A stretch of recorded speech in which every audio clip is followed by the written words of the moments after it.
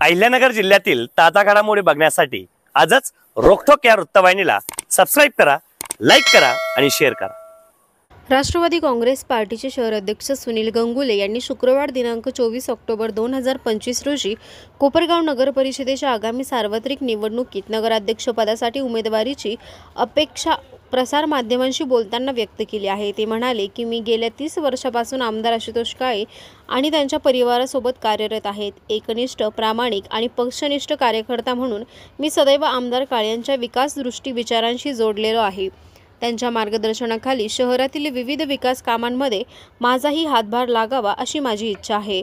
गोरगरीब आणि सर्वसामान्य जनतेसाठी अधिक प्रभावीपणे काम करता यावे या हेतूने मी नगराध्यक्ष पदासाठी उमेदवारीची अपेक्षा व्यक्त करीत आहेत। आमदार आशुतोष काळे यांनी कोपरगावच्या सर्वांगीण विकासासाठी जो निधी आणला आहे तो शहरातील प्रत्येक भागात योग्यरित्या पोहोचला पाहिजे। त्यासाठी आमदार काळेंच्या विचारसरणीशी एकनिष्ठ राहणारे लोक नगर परिषदेवर निवडून येणे अत्यावश्यक आहे। दरम्यान येणारा नगरपालिका सार्वत्रिक निवडणूक 2025च्या पार्श्वभूमीवर राष्ट्रवादी काँग्रेस पक्षाकडून नगराध्यक्ष पदासाठी सुनील गंगुले यांची अधिकृत उमेदवारी जाहीर होणार की नाही, पक्षश्रेष्ठी त्यांच्या एकनिष्ठेचा व कार्याचा विचार करून निर्णय घेतील का हे पाहणे आता उत्सुकतेचे ठरणार आहे। रोखोक मराठी न्यूजसाठी प्रतिनिधी हाफिज शेखसह शहबाज कुरेशी, कोपरगाव।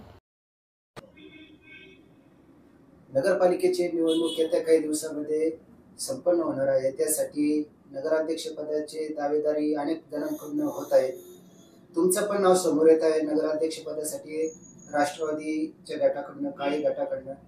तर काय वाटतंय तुम्हाला, तुम्ही इच्छुक आहात का, आणि असेल तर काय इच्छुक आहात?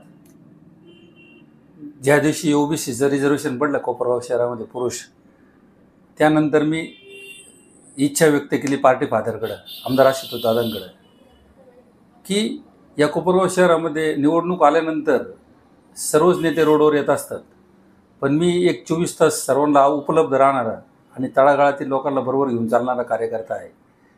आणि या कोपरगाव शहराची निवडणूक हा एक वेगळा विषय राहणार आहे। या निवडणुकीला कसा वेगळा राहणार आहे की आमदार आशुतोष दादा काळे जो काही निधी आज महाराष्ट्रातून आणताय गव्हर्नमेंटकडनं, तो कोपरगाव शहरातल्या प्रत्येक गोष्टीसाठी वापरला गेला पाहिजे, जेणेकरून त्याच्यासाठी आशुतोष दादाच्या विचाराचे माणसं, नगरसेवक असतील, नगराध्यक्ष असं जर त्यांच्या विचाराचा नगराध्यक्ष, नगरसेवक जर झाले तर या कोपरगाव शहराचा विकास होईल। कारण या कोपरगाव शहराचा पूर्व इतिहास असा आहे की आशुतोष दादांनी निधी आणल्यानंतर या कोपरगाव शहरामध्ये काही विरोधकांनी विरोधात ठराव घेऊन कोर्टात जाऊन स्टे घेतले आणि त्यामुळे कोपरगाव शहरातला विकास थंडावला होता। तर माझी या तुमच्या माध्यमातून कोपरगाव शहरातील जनतेला एक विनंती की आशुतोष दादा जो काही नगराध्यक्ष पदाचा उमेदवार देईल, जे नगरसेवक म्हणून उमेदवार देतील ते जास्तीत जास्त निवडून द्या, जेणेकरून आशुतोष दादा जो काही निधी आणणार आहे तो पूर्णतः कोपरगाव शहरामध्ये खर्च होईल आणि कोपरगाव शहराचा विकास होईल। तुम्ही इच्छुक आहात नगराध्यक्ष पदासाठी, तुम्हाला तिकीट भेटावं, नगराध्यक्ष पदाचा तुम्हाला करावं असं तुम्हाला का सुचलं, का वाटतंय, काय मागून करणार?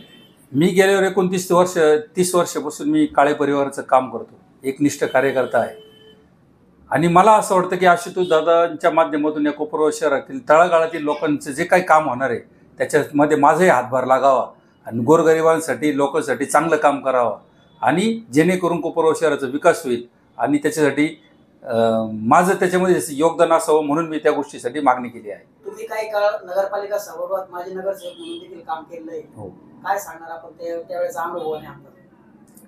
माझे वडील 85 ते 90 या साली या कोपरगाव शहरामध्ये नगरसेवक होते। आमच्या वहिनी आत्ता मागच्या पंचवार्षिकला नगरसेविका होत्या आणि मी पण 2006 साठी कोऑप नगरसेवक अशोक दादाच्या कृपेने झालो होतो। पण त्यावेळेस तर राजकारण आणि आत्ताच्या राजकारणामध्ये खूप फरक आहे। त्यावेळेस काही राजकारण जर आलं, जे काही कोपरगाव शहराचा विकास असेल किंवा काय असं हित असेल त्यासाठी सगळे लोक एकत्र यायचे। पण आज आपण बघतोय का कोपरगाव शहरातील जी नागरिक आपल्याला मतदान करतात, जे लोक आपल्याला निवडून येऊन कोपरगाव शहरात विकास करण्याकरता पाठवतात, तेच लोक कोपरगाव शहरातील विकासाला विरोध करतात। या गोष्टी या कोपरगाव शहरात घडल्या आहे। 28 कामांना ज्या प्रकारे ज्या नगरसेवकांना कोपरगाव शहरामध्ये लोकांनी निवडून दिलं होतं का कोपरगाव शहरात कामं करा, विकास कामं करा, ज्या गोष्टीसाठी निवडून दिलं होतं, हे महाराष्ट्रामध्ये पहिल्यांदा असं घडलेलं आहे की ह्याच नगरसेवकांनी कोपरगाव शहरातले रस्ते होऊ नये म्हणून ठराव केले। म्हणून अशा लोकांना घरी बसवण्यासाठी नागरिकांनी पूर्व इतिहास काय, या नगरसेवकांनी काय केलेलं आहे, याची पूर्व हिस्ट्री काय आहे, हे सगळं चाचपडून मतदान करावं की जेणेकरून आशुतोष दादाचे जे काही माणसं आहेत ते निवडून दिले तर कोपरगाव शहराचा विकास हा 100% होणार. विकासाचं विजन काय असणार तुमचं जर तुम्हाला तिकीट देण्यात आलं अध्यक्षपदाचं? माझं विजन असं असणार का कोपरगाव शहरातील रस्ते असतील, पाणी जे आज 3-4 दिवसाआड आशुतोष दादाच्या कृपेने भेटते ते कसं करून रोज किंवा दिसाड मिळेल आणि कोपरगाव शहरातील सर्व जे काही बेरोजगार युवक आहे ज्यांना आशुतोष दादाच्या माध्यमातून MIDC होणार आहे त्या ठिकाणी किंवा कोपरगाव शहरामध्ये कॉम्प्लेक्स होत आहे, बस स्टँडच्या मागं कॉम्प्लेक्स होतोय, नगरपालिकेच्या समोर कॉम्प्लेक्स होतंय, ज्या ज्या ठिकाणी कॉम्प्लेक्स होतील त्या त्या ठिकाणी कॉम्प्लेक्स करून जे काही बेरोजगार गरीब लोक आहे त्यांना जास्तीत जास्त प्राधान्याने त्या ठिकाणी स्थान द्यावं जेणेकरून रोजगार उपलब्ध होईल. इतर उमेदवारांना नकार देऊन जनतेने तुम्हालाच का निवडून द्यावं का वाटतं तुम्हाला?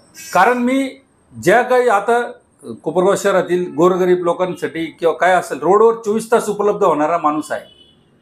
मी काही गाडीच्या काचा वरती करून AC मध्ये फिरणारा कार्यकर्ता नाही.